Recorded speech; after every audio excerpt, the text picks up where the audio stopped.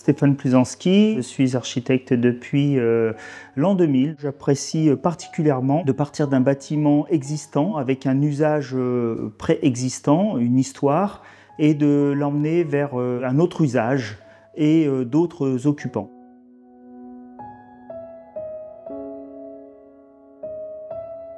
La réussite d'un projet tient d'abord d'une bonne collaboration d'équipe qui va libérer les bonnes énergies pour un bon projet. Ce projet, par exemple, a été fait avec l'aide de mon confrère et ami Benjamin Malkin. On peut dire qu'on a travaillé tous les deux à la conception, à la réalisation, à la mise en œuvre, depuis la genèse du projet jusqu'à sa livraison et même l'année de parfait achèvement et le suivi des quelques réserves qui se sont déclarées dans la maison.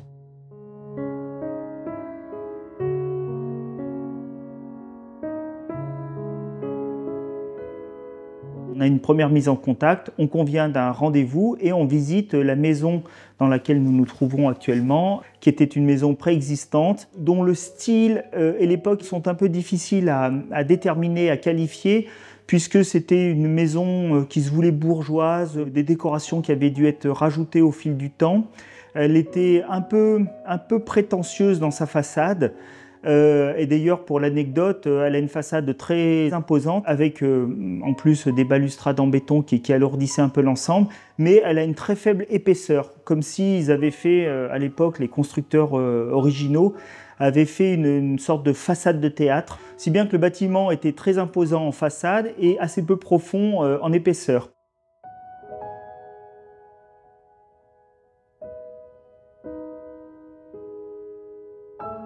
La mairie était très attachée à ce bâtiment qui représentait quelque chose par rapport à l'histoire de la commune, qui était un peu emblématique peut-être des quais de Marne. Le client était un peu moins emballé par la conservation du bâtiment existant, mais quand avec Benjamin nous l'avons visité, on a dit que quand même elle valait le coup par son emplacement, par son gabarit, par son rapport à la rivière, à la Marne. Elle méritait d'être conservée. Et comme le programme de notre client était de doubler la surface, nous avons opté pour une rénovation du bâtiment existant et une extension dans un vocabulaire complètement différent, une architecture contemporaine assumée, qui se détachait de la maison existante par une faille qui sépare l'ancien du contemporain et qui structure les circulations de la maison.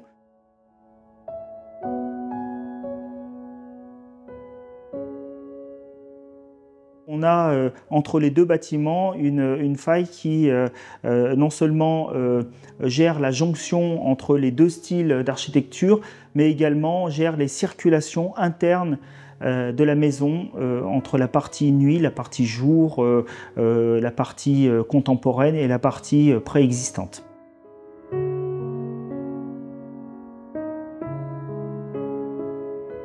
Pour aborder ce projet, il y avait d'abord un site qui était très présent, très fort, avec un élément déterminant qui est la présence de la Marne.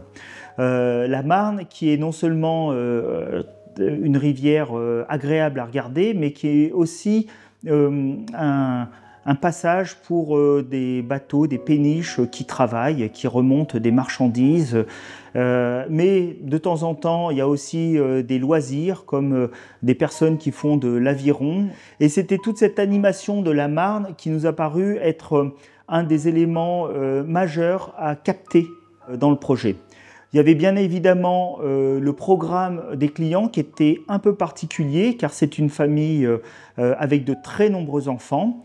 Et il fallait un grand nombre de chambres auxquelles s'ajoutait un bureau pour le maître d'ouvrage, Marc, et une immense chambre avec un encore plus grand dressing. Il y avait le site et le bâtiment existant qui étaient déjà en place. On a essayé de composer avec tout ça. Il y avait également un règlement du PLU qui nous interdisait beaucoup de choses, si bien qu'il restait une bande résiduelle à construire avec une forme trapézoïdale. On a décidé d'en faire un atout du projet, ce qui explique la proue de ce projet, de la partie contemporaine, qui est une conséquence du règlement d'urbanisme, de la forme de la parcelle, de la présence de la Marne. Très très rapidement nous est venue, pas l'idée, je dirais même l'évidence, de faire un balcon sur la Marne. Une chose toute simple. On avait cette étendue d'eau parfois calme, parfois agitée, parfois traversée, qui était là juste sous nos yeux. On avait la possibilité de venir s'adresser à cette rivière en faisant un balcon qui la surplombe sur une coursive qui doit faire une vingtaine de mètres, afin d'en prendre les différents paysages, les différentes séquences au cours de la journée.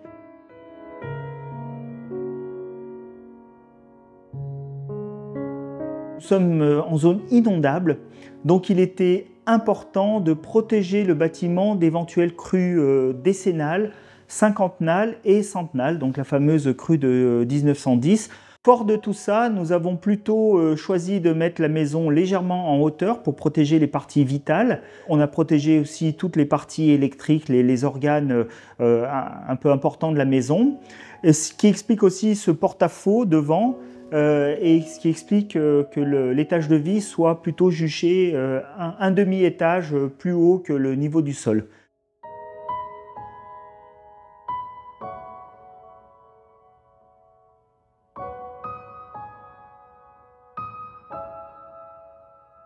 Cette maison avait tout intérêt à être un peu dépouillée de certains ornements qui n'étaient pas nécessaires. On l'a ramené à quelque chose d'un peu plus originel. On a assumé le côté contemporain pour créer un contraste qui, à notre avis, fonctionnait assez bien. Donc cette maison fonctionne pour ses occupants d'abord, mais également pour le paysage qu'elle crée. Elle a donc un adressage sur la rue, mais elle a aussi une partie plus intime dans le jardin arrière, et qui abrite la piscine, qui abrite les lieux, la terrasse, les lieux plus intimes, plus familiaux, avec une très grande importance donnée au traitement végétal. Le jardin est tout simplement exceptionnel, sublime, et il fait un très bel écrin à cette maison. C'est important parce que une maison posée dans un environnement aride ne sera pas vécue de la même manière.